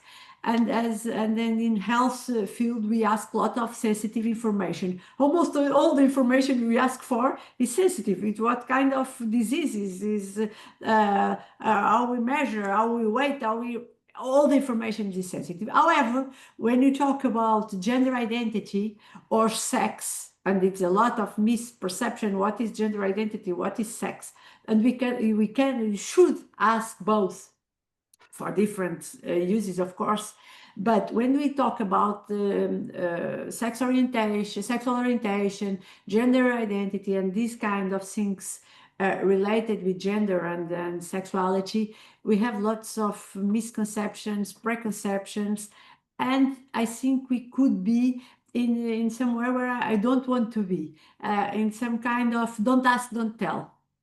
And that's quite dangerous. I should ask, but I should know why I'm asking. I'm asking because I want to characterize my population. Okay, I also ask, how old are you? So I can ask what gender you identify with. It's legitimate just to correct, but it's not the same.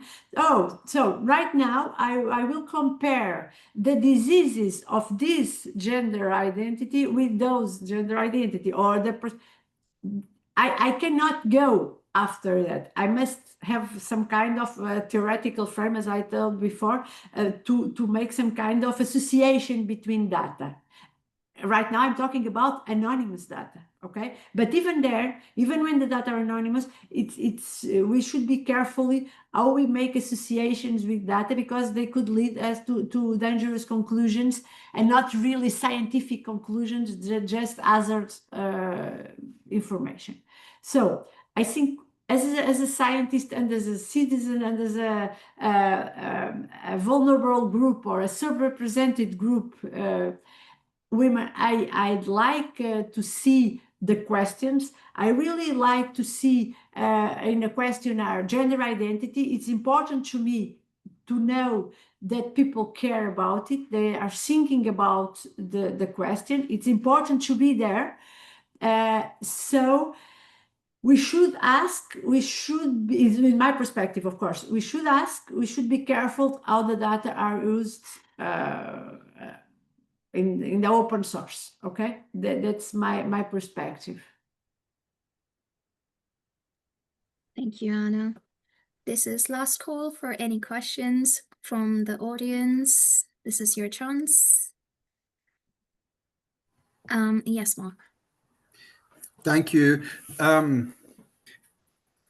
You know, I really appreciate the points and the conversation that we're having. However, for me, what I've experienced over, let's say, the last 10 years of working with OpenStreetMap and citizen science in that context is that, generally speaking, the data is extracted and it doesn't go back down to citizens on the ground who are generating the data.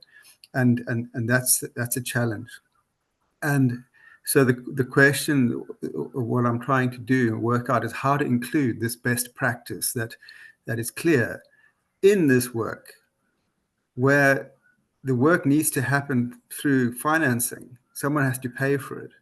And in the current context, in our humanitarian space that I'm particularly working in, we've seen a huge change from USAID removing that funding.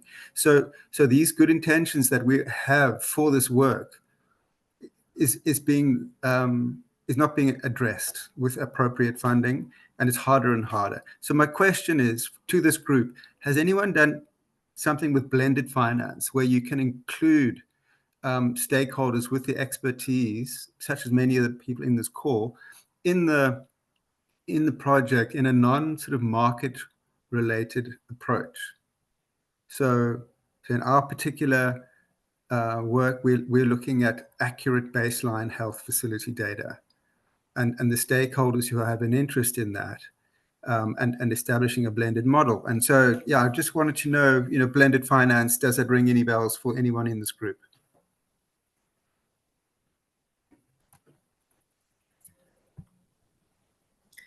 No, the only thing I can add is I know that there are some initiatives kind of trying to get research funders trained around citizen science projects. What are the implications of participation in research, and what are the funding schemes, how they need to be adapted to respond to that. I think it's quite a European context, so it doesn't go to the US. That's what I can add. Thank you, Claire. Yeah, Fionn, would you like to add to that? You put a link in the chat. I can't really speak so much to the finance side of things. I've just posted a link in the chat to a paper that we've published about data justice, which looks a little bit at this. And one of the suggestions we make there is to really plan data justice into projects from the get-go, which includes things like, what data do you collect, where does it go, and who is actually accountable for making sure that whatever benefits arise from the data go back into the communities. And we've tried some of that, but we haven't written up the results of doing that work yet. I think there's a couple of interesting initiatives around crowd financing for initiatives like that. But my impression has been that in a way that might look like you're creating an entry fee to citizen science, which is the opposite of what we want to do. So I don't have a good response for the finance side of things, aside from, yes, we need to make it work. And the argument that we've made so far, especially with the Impetus project and some of the work that we've done, is that this work should be financed through taxpayer-funded resources, because it is an important public good, and therefore we're kind of expecting states to do it. But there's pros and cons on both sides, and there's no really clear pathway at the moment for what that might actually look like in practice. Thank you, Fionn. And Teresa, you have something to add there?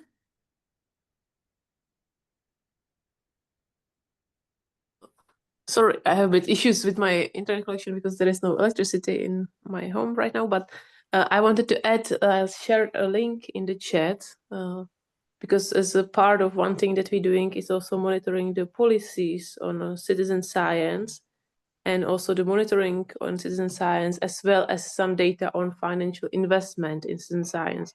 This is for like a European level. So you can check the link out and see actually how much people, for example, invest in open science there. Maybe it will be useful for you to see the European perspective. Thank you, Teresa. We are 5 minutes over time, so I think I am going to stop here now. I would request if anybody feels comfortable to turn on their cameras. I would like to take a screenshot so you can put on your best smiles. I'll give half a minute for anybody who feels comfortable. Thank you, Pankaj. Anybody else? You know, Teresa counts. All right, no worries. So on the count of three, I'm gonna, oh, Teresa's here, Grant. So on the count of three, I'm just gonna take a screenshot. Maria, Claire, also please feel free to take a print screen and we can decide which one's best. All right, 1, 2, 3, cheese. Thank you. Hold on a second, I'll take one more.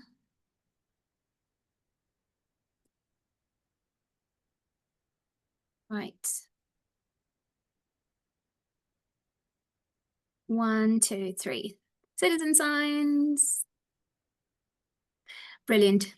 Thank you, everybody. And thank you to my co-hosts, Claire and Maria, for helping organize this brilliant event, and all our speakers, Anna, Josiane, Gefion, Teresa, and Ilka, and Joshua, to join us today and introduce so much wealth of information, awareness, and also emotional enlightenment to this group of people. And thank you to all the participants for being so active and engaging in the event. And we'll be sure to reach out to you again and participate in our future citizen science events. Thank you very much. Any closing remarks, Claire, Maria? No, thank you very much as well. Thank you. All right. Thanks all. With that, thank you, everybody. Thank you. Thank Thank you. you. Thank you. Bye. Have a good weekend. Take Thank care. you. Bye. Bye, everyone.